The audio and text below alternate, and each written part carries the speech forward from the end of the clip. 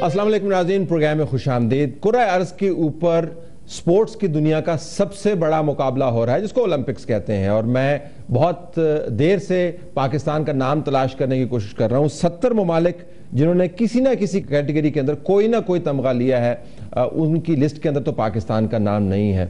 बावजूद इसके कि हम दुनिया इस्लाम के अंदर पॉपुलेशन के एतबार से दूसरा बड़ा मुल्क हैं, दुनिया के 10 पॉपुलेशन के एतबार से बड़े ममालिक के अंदर हैं। हमारी अचीवमेंट्स के बारे में अगर हम अपने मकाले खुद पढ़ें तो लगता है कि हमने बहुत बड़े मार्के मार लिए हैं, लेकिन हम उसको रजिस्टर नहीं करवा पाते ग्लोबल सीन के ऊपर। एक एग्जाम्पल हमारी स्विमर मोहतरमा बांडे के हवाले से सामने आई। वो 35वें नंबर के ऊपर आकर कंपटीशन से क्रैश आउट कर दी। ये कोई इतना बड़ा मसला नहीं है, लेकिन जो सितम ज़रीफ़ी है ये कि 35वें नंबर के ऊपर क्रैश आउट करने के बावजूद उन्होंने नेशनल रिकॉर्ड जो है वो 3 सेकंड से बेहतर कर लिया। यानी अगर पाकिस्तान के अंदर उन्होंने ये परफॉर्मेंस दी होती तो हम उनके इंटरव्यू कर रहे होते, हम उनको सर आंखों पर बिठाते और कहते वाह वाह जी क्या आपने काम किया, क्योंकि आपने नेशनल रिकॉर्ड 3 सेकंड से बेहतर किया। बैनुल-अक़वामी तौर पर हमारा बेहतर और बेहतरीन नेशनल रिकॉर्ड भी हमें क्वालिफाई नहीं करवाता ओलंपिक्स के अंदर। अगर हमारा टैलेंट है जो कि है तो मैनिफेस्ट क्यों नहीं कर रहा। आज के प्रोग्राम का मौजू ये है। हमारे पास स्टूडियोज में तशरीफ फरमा है डॉक्टर जावेद लगारी साहब, चेयरमैन है higher education commission of Pakistan. आपका बहुत शुक्रिया, आपने हमें ज्वाइन किया। इजाज हैदर साहब, famous writer, policy advisor currently to SDPI और सहाफ़ी, आपका भी बहुत शुक्रिया। डॉक्टर सैयद रिफ़त हुसैन, तजिया निगार हैं और आजकल प्रोफेसर हैं सिक्योरिटी स्टडीज़ के NDU में। इससे पहले IR डिपार्टमेंट को कादिम यूनिवर्सिटी में और DSS डिपार्टमेंट को कादिम यूनिवर्सिटी में हेड कर चुके हैं। आप तीनों का बहुत शुक्रिया। और हमारे प्यारे अमजद साहब, उर्दू पोएट, ड्रामा राइटर, इनको मैं मुतारफ़ नहीं करवाऊंगा। हालिया इनके हवाले से खबर लगी कि पाकिस्तान के अंदर जो लोग लिटरेचर के अंदर और ड्रामा के अंदर सब जो किसी को पसंद करते हैं, टॉप ऑफ द लिस्ट जो है अमजद साहब है। आप चारों का बहुत बहुत शुक्रिया जी। Let me start with you Amjad साहब। हमारा जो टैलेंट है, अगर आप ओलंपिक्स को ही बुनियाद बनाएं तो छोटे छोटे ममालिक जो पाकिस्तान के 4 टाउन्स के बराबर जिनकी आबादी है, उनके पास रिसोर्सेज नहीं है, अफ्रीका के अंदर फेमिन से वो तबाह हाल हैं, उन्होंने भी मेडल ले लिया, अफगानिस्तान ने भी मेडल ले लिया। हमारा टैलेंट मैनिफेस्ट नहीं हुआ, इसकी क्या वजह?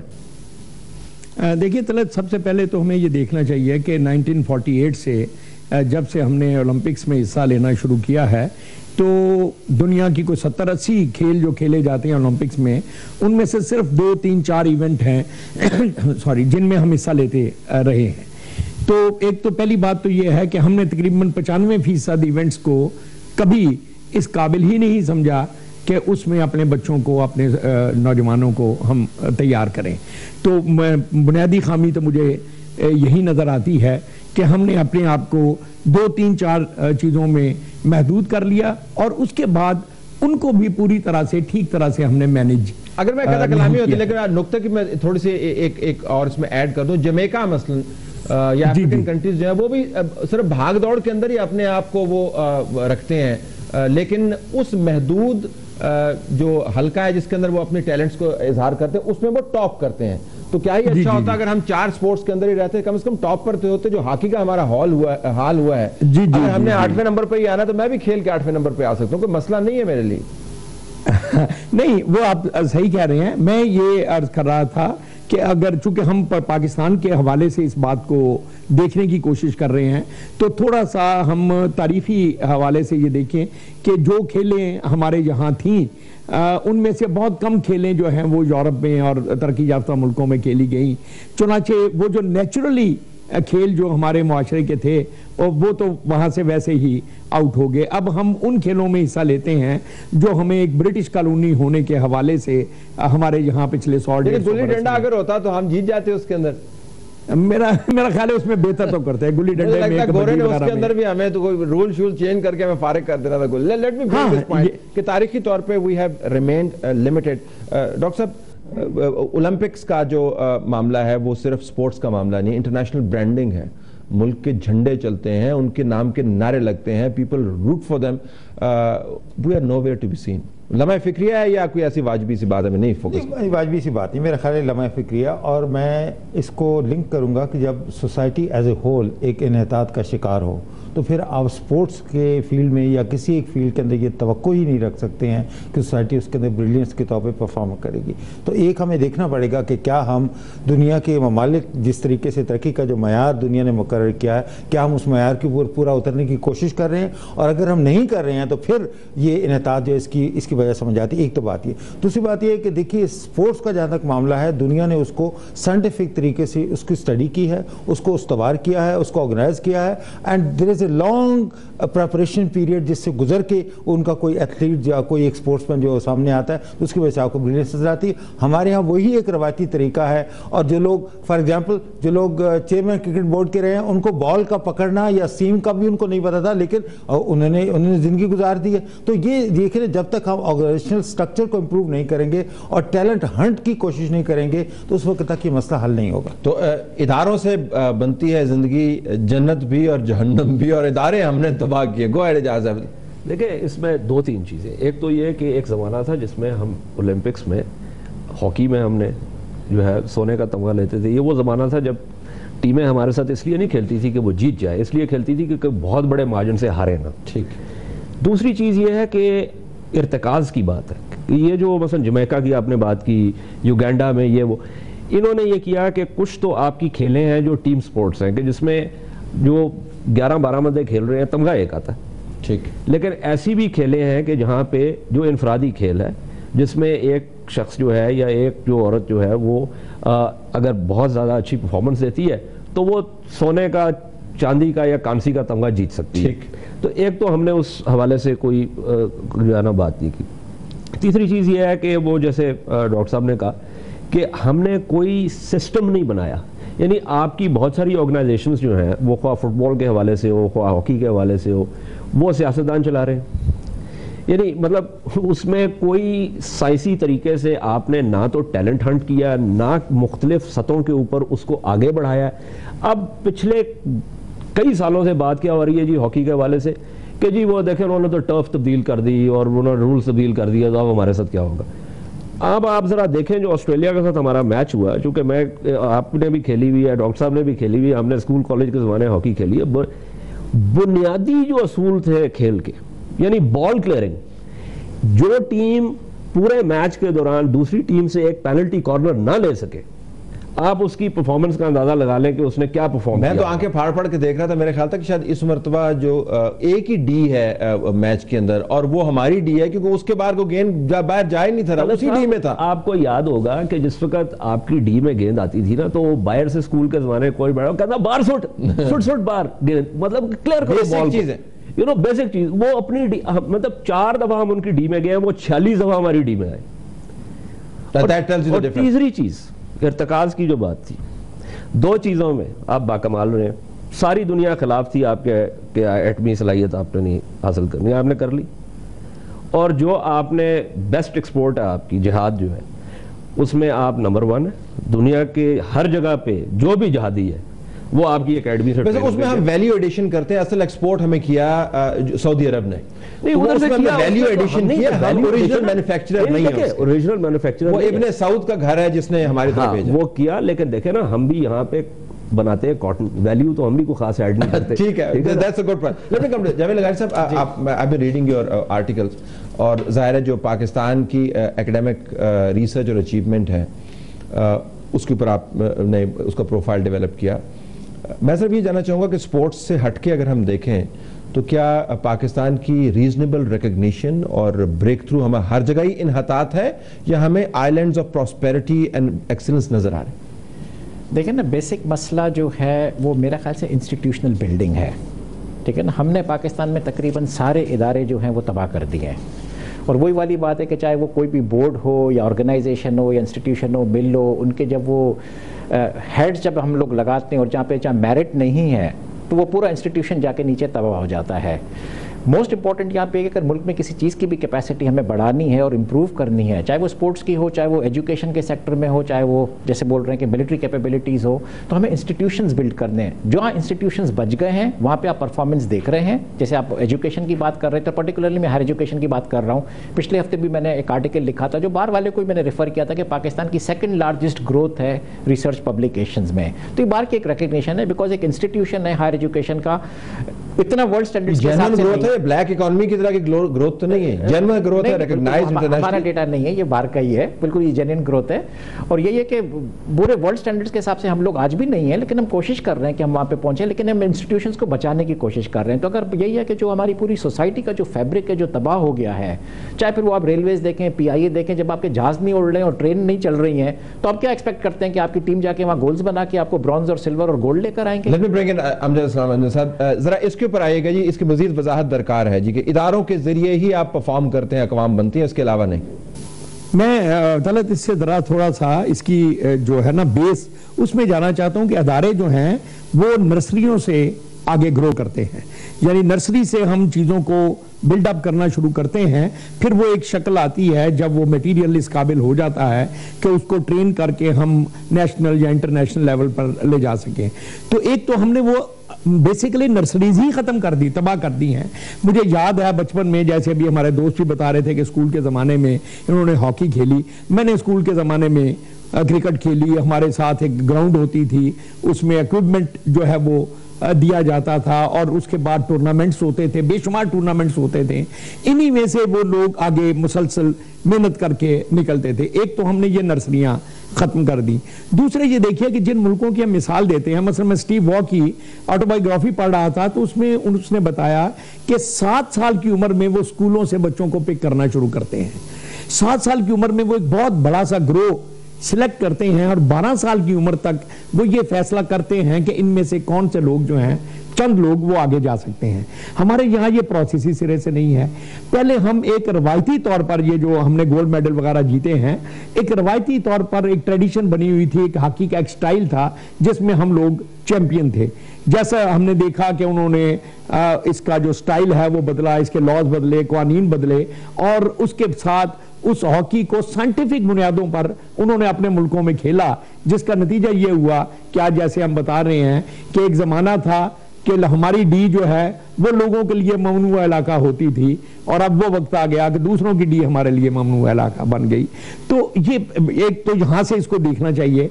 दूसरे, मैं इस बात से बिल्कुल मुत्तफिक हूं कि अदारे जो हैं उनको जिस तरह से हैंडल करना चाहिए, जिस तरह से, लेकिन चूंकि हमारे यहाँ ये प्रायोरिटी है ही नहीं, तो सबसे जरूरी बात यह है कि हम अपने मुआशरे में इस बात का शऊर पैदा करें और तालीम की सतह पर, करिकुलम की सतह पर, बच्चों की सतह पर जब तक हम इन खेलों को आगे लेकर नहीं चलेंगे, ओलंपिक्स तो बड़ी दूर की बात है, मुझे तो लगता है कि आइंदा चंद बरसों में शायद हम एशियन गेम्स में भी इसी मुकाम पे खड़े हो जाते हैं। गेम्स की मिसाल ज्यादा शायद बेहतर होती, एशियन तो फिर भी बड़ा कॉन्टिनेंट आ जाना। Let me take a break है, कम बैक इनटू दिस और बहस को जरा बढ़ाते हैं। स्पोर्ट्स तक महदूद नहीं रखते, आर्ट की भी बात करते हैं, हम आर्किटेक्चर की भी बात करते हैं, हम साइंटिफिक अचीवमेंट की भी बात करते हैं।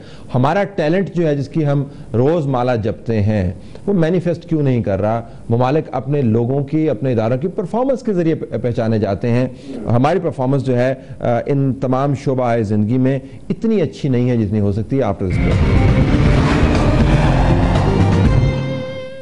हमारा टैलेंट, खेलों का मैदान हो, पढ़ाई लिखाई का मामला हो, साइंटिफिक अचीवमेंट हो, इन्वेंशंस हो, ममालिक अपने इदारों और अफराद के कारनामों से जाने जाते हैं। हमारा एक ही नोबेल प्राइज विनर अभी तक रहा है। हमारी चंद एक इंडस्ट्रीज के अंदर प्रोग्रेस नजर आई है, infotainment being one of them. Doctor साहब इसके ऊपर वापस आए, एक लॉपसाइडेड भी हमें नजर आता है। मसलन बाज शोबे हैं चंद एक जिनमें हमें ग्रोथ नजर आती है। मैंने इंफोटेनमेंट का जिक्र किया, म्यूजिक पाकिस्तान के अंदर जो बहुत बढ़ के सामने आया, जो टेली फिल्म है पाकिस्तान के अंदर वो सामने आई, जो पाकिस्तान का अंग्रेजी का नया लिखने वाला है उसकी किताबें जो है मार्केट के अंदर आनी शुरू हो गई। तो एक तरफ से हमें एक एक्सीलेंस का एक्सप्रेशन भी नजर आता है, लेकिन ओवरऑल की तस्वीर अच्छी नहीं बनती। तो उसकी बुनियादी वजह मैं समझूंगा कि वो एक जेंडर डिस्क्रिमिनेशन है औरतों के खिलाफ। आपने 52% of your population which are women, you have made them invisible in all fields. जहाँ इंफोटेनमेंट की बात आती है, जहाँ टैलेंट की बात आती है, तो वहाँ पे कुछ थोड़ी सी विजिबिलिटी है। लेकिन जनरली स्पोर्ट्स के हवाले से देखिए हमारे यहाँ ये एक्सपोजर जो है एक स्पोर्ट्स पर्सन के लिए, एक हर एक चीज़ को करने के लिए उसका एक ड्रेस कोड है। हम उस ड्रेस कोड की पाबंद नहीं है, हम डर जाती हैं। तो लड़कियों को तो हमने खेल के मैदान में उतारा नहीं, तो 52% तो टैलेंट जो है वो आपने वहां से बिल्कुल ही उनको गायब कर जहां पे मर्दों की इजारादारी है वहां पर हमने कौन से कारनामे कर दिए? देखिए उसमें मर्दों की जो इजारादारी है उसके भी काफ़ी असबाब हैं। लेकिन मैं ये कहूँगा कि एक जो जेंडर जो डिस्क्रिमिनेशन हमारे सोसाइटी में हो रही है और जो कि बढ़ती जा रही है, इसका जब तक हम तदारक नहीं करेंगे सोसाइटी के, आपने बैलेंस की बात की, तो एक हेल्दी सोसाइटी जो परवाह नहीं चढ़ती। दूसरी बात मैं ये कहूँगा कि देखिए हमारे यहाँ एक एंटरटेनमेंट का एक पहलू होता था कि sports was, people used to enjoy sports. अब क्या है, खाने के ऊपर जोर है, करप्शन के ऊपर जोर है, आप लोगों की टॉक शोज देखने के ऊपर जोर है। People are not interested in doing sports. बड़ी मेहरबानी आपके, खाने और करप्शन के साथ आपने टॉक शोज भी कर दिया, but you are absolutely right. लेकिन देखिए आपने सही किया, ये गलत नहीं किया। और तीसरी बात मैं ये कहूँगा कि देखिए फैसिलिटीज का फुकदान है। जिस मुल्क के अंदर कितनी जगह हैं जो हमने प्रिजर्व की हैं, I am not talking about Islamabad cities, I am talking about the villages. आप वहाँ जाके देखिए कितने ग्राउंड्स हमने प्रोवाइड किए हैं, कितने बच्चों को हमने इंकरेज किया कि शाम का वक्त जो है वो खेलने का वक्त है। हमने जो था कि रिचुअल ऊपर ज्यादा जोर है, मौलवी उनको डंडे मार मार के मस्जिद में तो ले जाएगा लेकिन कभी उनको स्पोर्ट्स खेलने की इजाजत नहीं देगा। Come to this point. बिल्कुल, इसमें जो एक तो इनफरादी सतह है, बल्कि वो आपने मिस बांडे का जिक्र किया, हमें लियाकत अली का भी जिक्र करना चाहिए। मैं समझता हूँ कि ये लोग जो हैं, I will tip my hat to them. उसकी वजह कि तमाम तर चीज़ों के फुकदान के बावजूद उस सतह तक पहुँचना और किसी भी हवाले से जो है ना मुकाबला करना, मैं समझता हूँ बहुत बड़ी बात है।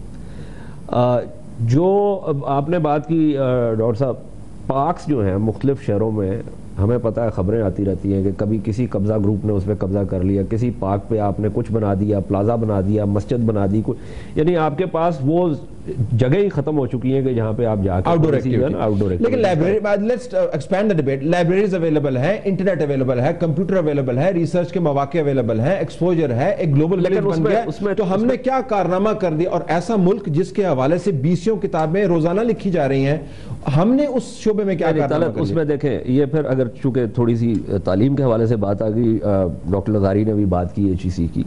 HEC ने बहुत सारे अच्छे काम भी किए, HEC के बहुत सारी चीज़ों से मुझे इख्तलाफ भी है, लेकिन ये हायर एजुकेशन की बात है।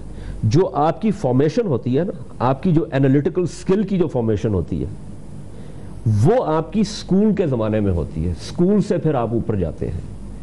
वहाँ पे जब ये जो आप फैसला कर लें कि अगर आपने स्कूल और कॉलेज की सतह पे जो एक तज्ज़िये की सलाहियत है वो एक तालिब इल्म में डेवलप नहीं करनी, और उसके बाद ये फैसला करना है कि बकौल गालिब के कि वो हायर एजुकेशन में जाके वो तस्वीर बन जाए कि कतरे में दजला दिखाई ना दे, जुज़ में कुल खेल लड़कों का हुआ, दीदा बीनाना हुआ, तो ये ऐसा नहीं होगा। ठीक, यू नो, लेकिन लगारी साहब कह रहे हैं ऐसा हो चुका है। नहीं, मैं आपको बताऊं, हमारे एजुकेशन जो है वो बड़ा, मैं सोशल साइंसेज के हवाले से बात कर सकता हूँ, और यहाँ डॉक्टर साहब भी सोशल साइंसेज में हमारी कोई कंट्रीब्यूशन नहीं है इंटरनेशनल लेवल के ऊपर। ये मैं आपको बता दूं, हम इंटरनेशनल रिलेशंस को आप ले लें, पॉलिटिकल साइंस को आप ले लें, जिन एरियाज से हम डील करते हैं, आप इंडिया में जो पब्लिकेशंस हैं उनको देख लें और हमारे यहाँ देख लें। हालांकि हम एक सिक्योरिटी स्टेट है, यानी हमें तो अपने बारे में ही लिखना शुरू कर दें तो हम बहुत अच्छा मवाद प्रोड्यूस कर। सिक्योरिटी स्टेट होने के नाते हमें इंटरनेशनल रिलेशंस में तो हमारी कोई वर्ल्ड क्लास पब्लिकेशन होनी चाहिए थी। डॉक्टर साहब, नहीं, मैं फुली कंकर करता हूं कि सोशल साइंसेज में हमारी कोई कंट्रीब्यूशन नहीं है, और मैं हायर एजुकेशन से हट के बात करता हूं और ओलंपिक्स की बात करता हूं। पिछले हफ्ते पूरी वर्ल्ड का फोकस था जो ओलंपिक्स लंदन में हुए थे, स्पोर्ट्स, लेकिन किसी ने यह जिक्र नहीं किया कि एक और ओलंपिक्स चल रहे थे जिसको बोलते हैं साइंस ओलंपियाड। आप सोशल साइंटिस्ट है, पता नहीं आपने उसके बारे में सुना, हर साल होते हैं। पूरी दुनिया के टैलेंटेड बच्चे, और these are like teenager type group जो बिल्कुल यूनिवर्सिटी एंटरिंग एज होती है, पूरी दुनिया से हर साल बच्चे जाके पार्टिसिपेट करते हैं साइंस ओलंपियाड में। और पिछले हफ्ते आपने अखबार में भी पढ़ा होगा, पाकिस्तान को 4 मेडल्स मिले हैं, ब्रॉन्ज एंड सिल्वर मेडल्स। तो आई थिंक ये चीज़ें हैं, आप लोग अप्रिशिएट नहीं करते कि yes there are pockets in there, even हमारे यूथ में कि पोटेंशियल है, लेकिन वो अपॉर्चुनिटीज़ नहीं है। फिर आगे जाके जो हम इंस्टीट्यूशंस को तबाह कर देते हैं, तो यही वाले जो लोग हैं इनको हम लोग लूज़ कर लेते हैं जाके आगे। फिर कोई अमेरिका निकल जाता है, कोई लंदन चला जाता है, कोई कहीं और चला जाता है, हमारा सारा टैलेंट बाहर चला जाता है। आपने नोबेल प्राइज़ की बात की, वो भी साइंस में थी, डॉक्टर सलाम भी इधर थे, उनको डिस्करेज किया गया कि फाइनली वो मुल्क छोड़ के चले गए। तो इसी तरीके से हमारे पास अगर कोई टैलेंट भी होता है, बिकॉज उनको फ्लरिश होने नहीं दिया जाता है, कोई फ्रीडम ऑफ एक्सप्रेशन नहीं है, फ्रीडम ऑफ थॉट नहीं है, तो ये लोग मुल्क छोड़ के चले जाते हैं। या तो ये यहाँ पे जाके वो बिल्कुल कंजेस्ट हो जाते हैं, उनके लिए सांस लेने की जगह नहीं होती, यानी सोने के जर्रे हैं जो अपनी चमक दिखाते हैं मुल्क के अंदर, और फिर दूसरे लोग उनको अपने साथ ले जाते हैं। एब्सोल्युटली। जबरदस्ती वो अब्दुल सलाम साहब तो आए, उन्होंने कहा कि जी मैं यहाँ पे जो है ना इंस्टीट्यूट खोलता हूँ। हमने तो उनके जो सो कॉल्ड एक उनको जो है ना गैर मुस्लिम करार दे के जो हमने उनके साथ सलूक किया, उसके बाद ट्रेस में उन्होंने कहा जी आप हमसे कोई आपसे कोई पैसा नहीं लेना, हम आपको सब कुछ देते हैं, जमीन भी देते हैं, उसके ऊपर अपना अंदर साहब जरा इसके ऊपर आए कि अगर हमारा तस्वर अपने बारे में वो ना होता जो हमने बिल्ड किया है अपनी कुतुब के जरिए, अपनी तारीख के नैरेटिव के जरिए, और हर मुल्क और हर कौम को एतमाद देने की ज़रूरत होती है, उम्मीद देने की ज़रूरत होती है, और ये बताना होता है कि दुनिया के अंदर उनका मुकाम बड़ा है। उस हद तक तो हमने अपना इमेज जो बिल्ड किया वो बड़ा अच्छा बिल्ड किया। दरअसल हमारी डिसअपॉइंटमेंट भी उस इमेज के हवाले से है। इमेज हमारा क्या है और रियलिटी हमारी क्या है, तो जो होपलेसनेस आती है, नाउमीदी आती है, इस वजह से आती है। अगर हम कोई बनाना रिपब्लिक होते, कोई हॉर्न ऑफ अफ्रीका के अंदर छोटा सा मुल्क होते, तो मेडल ना होने के ऊपर हम इतना ज़्यादा जो है कोहराम ना मचाते। हम पाकिस्तानी हैं, हम न्यूक्लियर पावर हैं, हम दुनिया के मूवर्स एंड शेकर्स हैं, और किसी जगह पर अच्छी वजह से हमारा नाम नहीं सामने आता। इसके ऊपर अगर कुछ रहनुमाई फरमाइएगा। जी, ये वही मैं समझता हूँ कि जो बात हो रही है, असल में मैं भी उसी में इजाफा करना चाहता हूँ कि देखें यूरोप में जो तरक्की हुई है हर शोबे में, उसमें एक तो ये कि उन्होंने इंस्टीट्यूशन बनाए और इंस्टीट्यूशन को फर्द से बड़ा कर दिया। हमारे यहाँ बदकिस्मती से अभी तक इंडिविजुअल टैलेंट अगर किसी वजह से थोड़ा सा तरक्की करके ऊपर आ भी जाता है तो वो बाद औक़ात इंस्टीट्यूशन से भी बड़ा हो जाता है। आपने हमारी आम जिंदगी में गुज़श्ता 60 साल में देखा है कि जितने बड़े लोग जो कि खुद ब खुद पैदा हुए किसी एक अमल के जरिए से, जब वो आउट होते हैं तो उनके बाद का आदमी हमें ढूंढना मुश्किल हो जाता है। बाद की दुनिया में जब आप देखते हैं यूनिवर्सिटियां हों या कोई और अदारे हों, तो आप ये देखते हैं कि एक आदमी रिमूव होता है तो उसका खला पैदा तो होता है, लेकिन फौरन ही एक दूसरा आदमी उठकर उसको पूरा करता है, और जो एक कंटिन्यूटी जो है, तसलसल वो चलता रहता है। हमारे यहाँ इस तसलसल की बड़ी कमी है कि जो टैलेंट मौजूद है उस टैलेंट की ग्रूमिंग के जो आगे चैनल्स हैं, ना हम वो बनाते हैं, ना हम उनको सही तरह से चलाते हैं। तो टैलेंट की कमी नहीं है, असल कमी मैं समझता हूँ कि मैनेजमेंट की कमी है। असल कमी इस बात की प्रायोरिटी की है कि हमारा मुआशरा जो है, हमारी जो हुकूमतें, जो कुव्वत नाफज़ा है, वो बैठ के इस चीज़ को, जब आप खेल को एक ऐसे उसमें ले जाते हैं शोबे में कि जो बेकारों का काम है, या उसको इतना ग्लैमराइज कर देते हैं कि उसमें पैसा ही पैसा हर तरफ चकाचौंध डाल दे, तो ये दोनों ही तरीके गलत हैं। तो हमें इनके दरमियान का रास्ता जो है वो अगर निकालें और वो इमेज बनाएं जिस इमेज की आप बात कर रहे हैं, जो कि रियलिटी से करीब तर हो, तो शायद हमें उस इमेज को सब्सटेंशिएट करने के लिए हमारे अंदर जो कैपेसिटी है वो थोड़ा बहुत काम कर जाए। लेकिन इस वक्त हम एक ख्वाबों की दुनिया में रहते हैं और हमारा अमल जो है वो एक और समत में चलता चला जा रहा है। हम प्रोग्राम जारी रखे हुए नाज़रीन, कुछ अपनी तारीख की भी बात करेंगे और देखेंगे क्या वसाइल अगर मुहैया हो जाएं तो मामलात हमारे दुरुस्त हो सकते हैं। वसाइल का मामला है या मैनेजमेंट का मामला है या मुस्लिम उम्मा का हिस्सा होने का मामला है। अगर आप मेडल्स का चार्ट देखें तो आपको अंदाज़ा होगा कि मुस्लिम उम्मा जिसके पास सब वसाइल भी मौजूद हैं, आपको चार्ट्स के जो टेबल है उसके ऊपर कहीं ज़्यादा नज़र नहीं आती। ब्रेक के बाद इसके ऊपर भी बात करेंगे।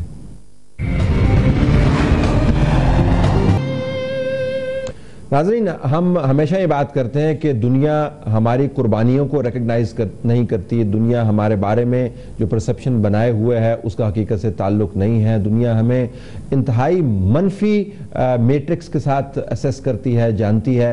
ये बातें अपनी जगह पर दुरुस्त हो सकती हैं, लेकिन वो मौके जिनसे हम फ़ायदा उठाकर पाकिस्तान को रीब्रांड कर सकते हैं, पाकिस्तान का इमेज बेहतर कर सकते हैं, हम वो मौके मुसलसल खोते चले आ रहे हैं। ज़रा रिसोर्सेज की डॉक्टर साहब बात कीजिए। Is it all about money कि हम अगर हम पैसे ज़्यादा पुट इन कर दें और हमारे पास अगर तेल कहीं से निकल आता तो हमारे पास भी पैसे होते और हम अच्छा काम करते? इज इट अबाउट मनी या resources? It's not about money. Money के एक फैक्टर है जो कंस्ट्रेंट के हवाले से, एक एनेबलिंग एनवायरनमेंट जब आप क्रिएट करना चाहते हैं टैलेंट को हार्नेस करने के लिए, उसको प्रमोट करने के लिए, तो मनी मैटर्स। लेकिन उससे ज़्यादा मैं ये कहूँगा कि there is a poverty of sociological imagination, जिसको सी राइट मिल्स ने बहुत पहले ये कहा था कि उन मुल्कों के हमारे यहाँ पॉवर्टी ऑफ सोशियोलॉजिकल इमेजिनेशन क्यों है। उसकी वजह ये है कि एक उसकी वजह जो है वो एजाज ने जिसकी निशानदेही की है कि हम स्टूडेंट्स को व्हेन रॉ माइंड है, चाइल्ड है, उसको हमको ख्वाब दिखाने की बजाय उसको हम चीज़ें रटवाने की तरफ उसका रुझान उसका कर देते हैं। तो उसकी वजह से वो ये समझता है कि नकल जो है वो एक सही रास्ता है, बजाय इसके कि अपनी अकल को, अपनी जो है कि पावर ऑफ इमेजिनेशन को उसको फ्लावर करने दे। तो उसके वाले से तो ये जब तक लेकुना जो हम एड्रेस नहीं करेंगे, उस तरीके से हमारी वो क्रिएटिव एनर्जी जिसका इजहार आपको स्पोर्ट्स की शक्ल में, आर्किटेक्चर की शक्ल में, फलसफे की शक्ल में नजर आता है, वो आपको नजर नहीं आएगा। इन्होंने बात की कि सोशल साइंसेज के अंदर इनहतात पजीर क्यों? Social sciences is about the ideas, it's not about scientific achievement. तो हम टेक्नोलॉजिकली बेशक जो था कि अपने आप को जितना मजबूत कर ले, लेकिन जब तक हम पॉवर्टी ऑफ सोशियोलॉजिकल इमेजिनेशन का बैटल ऑफ आइडियाज है जिसके अंदर हम उसको सोचते ही नहीं है। और दूसरी मैं ये बात कहूँगा कि देखिए इकबाल ने बहुत पहले कहा था कि मुफलिसी ही से लताफत को मिटा देती है। तो इस वक्त कौम जो है, ज़्यादातर कौम जो है वो सिर्फ आटे, रोटी, कपड़ा, मकान और बिजली के मसाइल के अंदर गिरफ्तार है। ये कैफियत जब तक हम दुरुस्त नहीं करेंगे, इसको रेक्टिफाई नहीं करेंगे। लेकिन जो साहिब सरवत क्लास है पाकिस्तान की, उसने कौन से कारनामे कर दिए? माफियाज जो हैं ये किसी आर्ट स्टूडियो को प्रमोट करते हैं, कोई फुटबॉल टीम को बैंक रोल करते हैं, वो भी इस तरफ नहीं है, वो लैंड ग्रैब के अंदर है, वो बाहर। पाकिस्तान की बदकिस्मती है कि जिनके पास अपॉर्चुनिटी है वो they do not deserve that, जो डिजर्व करते हैं उसके पास अपॉर्चुनिटी नहीं है। वो तो देखे ना, जो साहिब सरवत है ना, महदूद चंद को छोड़ के, वो तो ये रेंट सीकिंग क्लास है, जो वो एक और शाखसाना है हमारा। लेकिन जो बुनियादी चीज़ है, अगर हम इसको थोड़ा सा समेटें, जो चीज़ें हमने कुछ मुहरकात थे, एक जो बात हुई कि 51 या 52% आबादी को तो हमने वैसे ही जो है ना मिनहा कर दिया, एक वो हमारा मसला हो गया। दूसरा मसला हमारा ये हो गया कि जिन खेलों में हम आगे थे उसमें इनफरादी टैलेंट था। स्क्वॉश की दुनिया बेताज बादशाह थे 30 साल, आज कहीं पे भी नहीं है। हॉकी में भी हम आगे थे, ये वो, उसको हमने एक निज़ाम नहीं बनाया कि उसको आगे लेके चल सके। इसी तरह हमने उन खेलों की तरफ तवज्जो नहीं दी जहाँ पे इनफरादी सतह के ऊपर आप मेडल्स ले सकते हैं। मुझे याद है लाहौर में ये लड़के मोटरसाइकिलों के ऊपर करतब दिखाते फिरते थे, तो पुलिस उनको पकड़ती फिरती थी। हमने एक दफ़ा इदारिया लिखा, हमने कहा जी आप इनको बजाय पकड़ने के बाहर एक बनाए मैदान, दुनिया भर में ये डर्ट बाइक रेसेस होती हैं, उनको वो करें, बाहर से लोगों को बुलाएं, मूवीज बना के उसको चैनलाइज करें, बजाय इसके कि आप उनको पकड़ रहे हैं। उसके बाद अगर कोई सड़क पे आके करतब दिखाता है तो बेशक उसको आप पकड़े। इसी तरह ये ग्वाल मंडी में, गुजरांवाला में जो लोग दिन का एक बकरा खा जाते हैं, उनको जरा आप लाएं, जो वेट लिफ्टिंग वगैरह की साइड पे, कुश्ती वगैरह, ये वो ट्रेडिशनल रवायती खेले हैं। मतलब ईरान को देख लें आप, इसी तरह ताजिकिस्तान को, उज़्बेकिस्तान को, ये वो तमाम। अच्छा, उसके अलावा इस मुल्क में हर वक्त टारगेट शूटिंग होती रहती है, तो एक बंदा जो है हमारा जो है वो उधर पिस्टल शूटिंग और राइफल शूटिंग में नहीं है। Let's not go there. Let's not go there.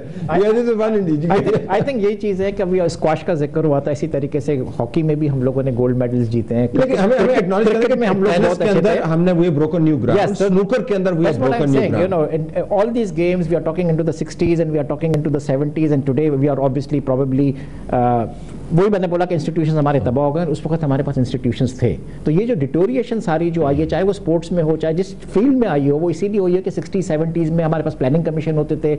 हमारी जीडीपी ग्रोथ उस जमाने में रोल मॉडल जीडीपी ग्रोथ होती थी, 6 and 7% वर्ल्ड में, साउथ एशिया में हाईएस्ट थी, ईस्ट एशिया में भी ऐसी थी कि साउथ कोरिया हमारे पास आके हमारे मॉडल्स लेके जाता था, वो लोग आगे बढ़ गए। ये स्पोर्ट्स में भी लोग, ये जो एक ऑथर है ओहान पैमुक, तुर्की के ऊपर उसने बहुत लिखा है, टर्किश ऑथर, वो कहता है this is reading history in reverse.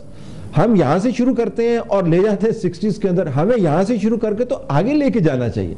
I fully concur with you, लेकिन लेसन्स हम हमेशा हिस्ट्री से लर्न करते हैं। वो रिडंडेंट हो गए बहुत सारे लेसन्स डॉक्टर साहब, वो तो रूल चेंज हो गए हैं, घासे। But your analysis says कि we have gone down because we have destroyed our institutions, we have destroyed our culture of merit। आज आप पाकिस्तान में कल्चर ऑफ सिर्फ मेरिट इंट्रोड्यूस कर, मैं बोलता हूँ पाकिस्तान का सोल्यूशन एक सिंगल वर्ड है, मेरिट। मेरिट पे आप सारे अपॉइंटमेंट्स करें, मेरिट पे यूनिवर्सिटी में एडमिशंस करें, मेरिट पे फैकल्टी अपॉइंटमेंट्स करें। दोस्तों ने सुना, आप कह रहे हैं कि पाकिस्तान का सॉल्यूशन है मेरिट, कि आप you need to marry into the right class. वो ये समझ रहे होंगे, आपको बता रहे हैं पाकिस्तान में तो वो भी है, शादी के फायदे हमने देखे हैं कितने हैं, लोग पता नहीं कहां से कहां पहुंच जाते हैं। तो उससे आपकी गुड गवर्नेंस होगी, उससे आपकी करप्शन दूर होगी, और मैं समझता हूं कि 90% पाकिस्तान के प्रॉब्लम्स हैं इससे खत्म हो जाएंगे कल के दिन अगर सारे लोग मेरिट पर आए।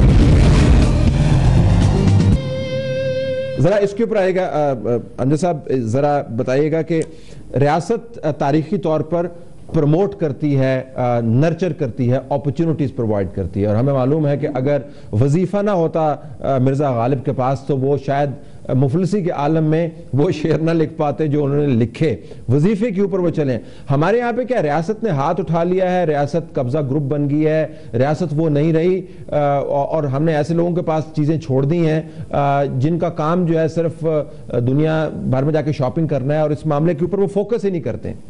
जी, मैं समझता हूं कि जी वक्त के साथ साथ बिल्कुल यही सूरत हाल बनी है। आप देखिए कि मिड 90s में एक वक्त ऐसा था जब आप क्रिकेट में, हॉकी में, स्नूकर में और स्क्वाश में 4 गेमों में वर्ल्ड चैंपियन थे एक ही साल के अंदर अंदर।